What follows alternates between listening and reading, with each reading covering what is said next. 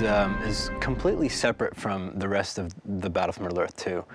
It's entirely turn-based, so it plays out a lot like Risk, the board game.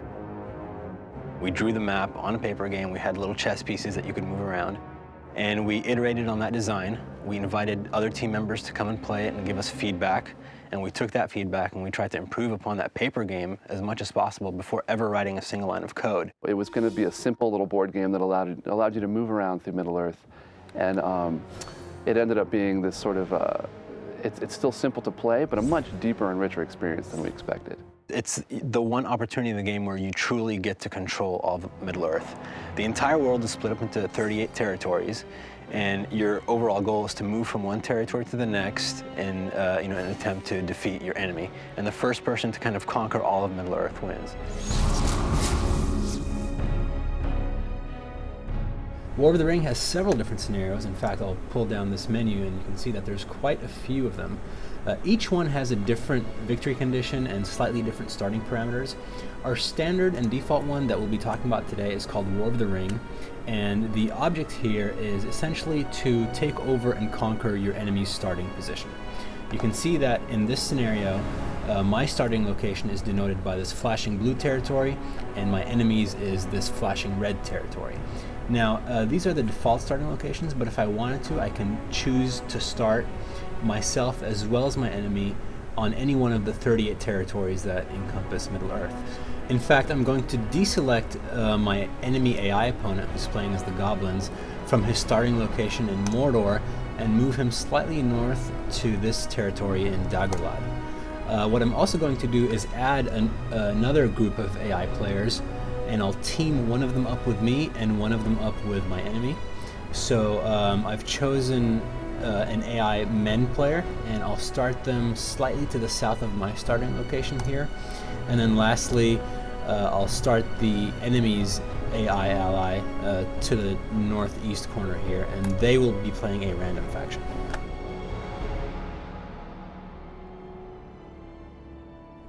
So here we are looking down at the world of Middle-earth. You can see that the starting locations that I allocated for myself, my ally, as well as the enemy and his ally are denoted in their proper locations. If I zoom in close, I can see that my forces include 3 hero armies, as well as a standing garrison, and there's a build plot in my territory. Now, before we get into the rules of War of the Ring, I'd just like to point out some of the UI elements. Up in the upper left-hand corner, we have all your player bonuses, so you can see what your world command point limit is, your resource multiplier, your power points, and so on. And these increase as you conquer new territories. This central UI element is our turn phase indicator. Essentially, the turns in War of the Ring are split up into 3 phases. This phase that I'm in now is called the tactical phase, and it's here where I will issue orders to all my heroes, armies, and decide what structures I want to build. The second phase is the battle resolution phase. Just like it sounds, if there are any conflicts on contested territories, this is the phase where we would resolve those conflicts. And the third phase is the retreat phase, where the losers of the conflicts from the second phase pull back and marshal their forces at a nearby territory. Lastly, this UI panel down here is our details panel. By clicking on different portions of the map, it'll change as it's context sensitive. So you can see that when I clicked on my army, it showed what the composition of that army was. In my case, I have a horde of Lorien archers, a horde of Lorien warriors, and backing them up is a cavalry lancer battalion. So as I mentioned before, the tactical phase is where I'll be doing most of my high-level strategic orders. I have several options available to me. What I'm going to do now is grab this garrison of units and join them with Haldir. By clicking on Haldir, you can see that those units are on their way to join him. I will issue commands to all my heroes, so I will tell Haldir to head southwest. I will tell Elrond to cross the Misty Mountains. And then finally, for Thranduil, he will also head west as well. So I've given my armies move commands, I've given my heroes move commands, and the only thing left for me to do in the tactical phase is either build or destroy any structures I have in this territory. So in Rivendell, I have 1 build plot available to me.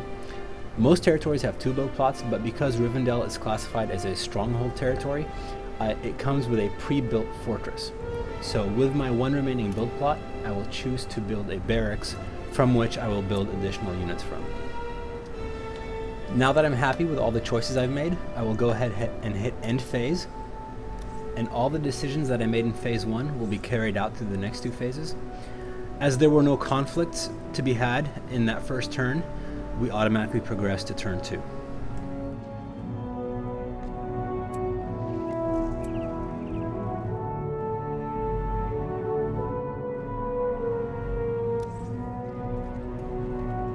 So I fast forwarded a little bit, and as you can tell from this map, me and my ally have been quite busy. Once again, I am blue and my ally is yellow, and it looks like we have more than our fair share of territories, at least when we compare it to the green and red enemies that we're fighting. So let me zoom in just a little bit. You can see by these battle markers that I have 2 outstanding battles that I need to fight. In War of the Ring, we let you resolve your battles 2 ways. Well, actually 3 ways. You can also retreat, but if you do decide to fight, there are 2 ways you can resolve your battles. One is what we call an auto-resolve, where we simply look at your army composition versus the enemy army's composition and determine who the winner would be in a standard RTS match. And the other way is that you can actually jump into an RTS battle and fight it out that way. So I'm about to show you an example of each. For this battle, it looks like it's Haldir and a significant number of forces up against Drogoth, Shelob, as well as an enemy ally. So it doesn't look very good for me. I'm going to take my chances and auto-resolve it anyway, and we'll see how it goes. As you can see, I was eliminated, as I thought it would be. This screen shows you some very high-level battle stats, and then any of my units, if they survived, they would have gained experience, but they were all defeated, so no one gains experience. And that's pretty much how auto-resolve works. You know what? That first battle didn't go so well, but I have a sneaking suspicion that the second one will go a lot better for me. As you can see, it's 2 against 1. It's Elrond and Aragorn against Drogoth, and helping out my chances are a fort in this territory, which acts as a great defensive bonus. But just to make sure, instead of auto-resolving this one, I'm actually going to real-time and jump into High Pass, the actual map that this territory is being fought on, and duke it out mano-a-mano against Drogoth. So you'll remember that at the world view, I had built a fort on this territory, and there's that same fort represented in the actual map. So I'm not going to waste any time. I'm going to take all my units and head over to this other end of the map and take out Drogoth via a rush. So we've made it over to the enemy's starting location. There's Drogoth. There's a fort that he's building, and I'm going to make pretty short work of him relatively quickly. So using my remaining forces, I'm just going to mop up his fortress. I've killed off all his units. I've destroyed all his structures, and the last thing that's left is to kill this fortress. So once I do that, I'm victorious. I'll be taken back out to the living world map where I'm presented with that same battle statistics screen. There we go. And Drogoth will have to retreat out of my territory. There he goes. So, I hope you enjoyed that little demonstration of War of the Ring. We're very excited to put it together, and I hope you all have as much fun playing it as we did.